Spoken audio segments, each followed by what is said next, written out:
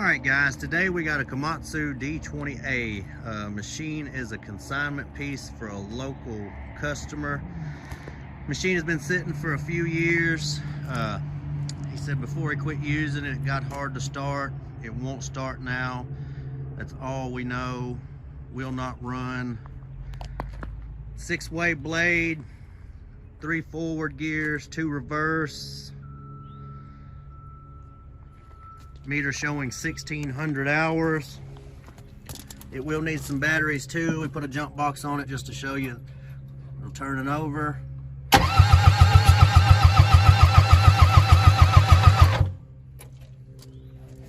Don't know what it needs.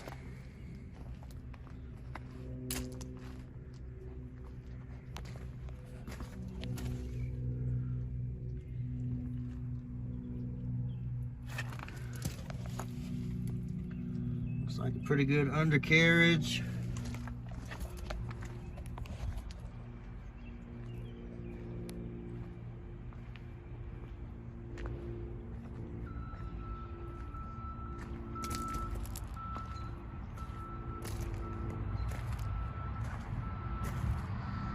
If you have any more questions, give us a call. If you need shipping quotes, we can get you quotes directly to your door.